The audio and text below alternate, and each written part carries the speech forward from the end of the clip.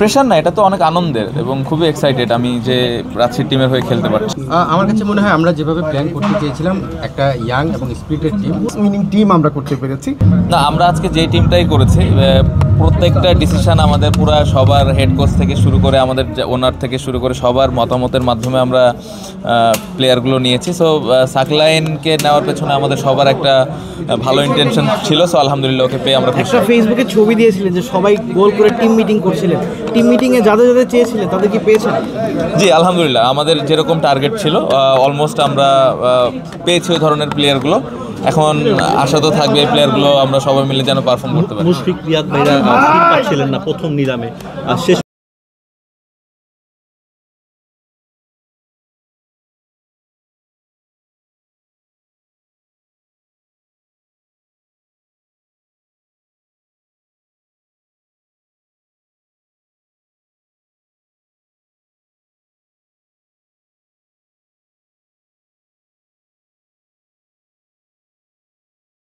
করবেন। আকবরের ইনক্লুশনটা, আকবর আর ইয়াসির না, আমি লোকাল যতগুলো প্লেয়ারই পেয়েছি আলহামদুলিল্লাহ আমরা খুশি। এবং আপনি যদি রিসেন্ট পারফরমেন্স সবার দেখেন বা স্পেশালি ডোমেস্টিকে যদি এই খেলোয়াড়দের পারফরমেন্স দেখেন, সবাই অনেক পারফর্মার এবং আমি আশা করব যে এই পারফরমেন্সটা তারা বিবিএলও করবে। না, এটা আমার মনে হয় খুবই ভালো ডিসিশন এবং ওই রেসপেক্ট অবশ্যই দেওয়া উচিত। এবং বিসিবি এবং আমি রংপুর টিমের নামটা মেনশন করতে চাই কারণ এই মেসেজটা প্রথমে রংপুর টিম থেকে এসেছিল। সো অবশ্যই থ্যাঙ্কস পাওয়ার যোগ্য রংপুর টিম, বাট আমার মনে হয় খুবই ভালো ডিসিশন। একটা জিনিস সেটা হচ্ছে যে হোম টিম পেয়েছেন রাজশাহী, এটা আসলে প্রেশার নাকি এক্সট্রা স্পিরিট যোগ করবে আপনার জন্য? আমার কাছে মনে হয় আমরা যেভাবে প্ল্যান করতে চেয়েছিলাম একটা ইয়াং এবং স্পিরিটেড টিম, আমরা যখন আলোচনা করেছি ক্যাপ্টেন এখনও অফিসিয়ালি ডিক্লেয়ার হয়নি, বাট শান্তর এক্সপিরিয়েন্স বাংলাদেশ টিমের ক্যাপ্টেন সব কিছু মিলে শান্ত আমরা মিলে প্ল্যান করেছি, আপনারা দেখেছেন। তো সেখান থেকে আমাদের যে প্ল্যান ছিল সেভাবে আমরা এগিয়েছি এবং সোফার আমরা হ্যাপি। আমার মনে হয় যে আমরা প্রতিটা জায়গায় কভার করতে পেরেছি এবং আপনি দেখবেন আমাদের টিমের মধ্যে ইয়াং বেশ কিছু পারফর্মার রয়েছে, সঙ্গে কিছু সিনিয়রের মিশ্রণ রয়েছে। সো যেটা একটা টিম করতে গেলে খুবই প্রয়োজন এবং পজিশন ওয়াইজ যে প্লেয়ার পিক করার যে বিষয়টা সেটাতে আমাদের নজর ছিল, আলহামদুলিল্লাহ আমরা সেভাবে করতে পেরেছি। আগে থেকেই টার্গেট ছিল যে সাকলাইনের পিছনে ছুটবেন? প্ল্যান তো কিছু থাকে এবং আপনি দেখবেন অ্যাকর্ডিং টু সিচুয়েশন অকশনে কিন্তু কিছু বিষয় চলে আসে যে আমরা কত টাকা পর্যন্ত কার জন্য বিড করতে পারি।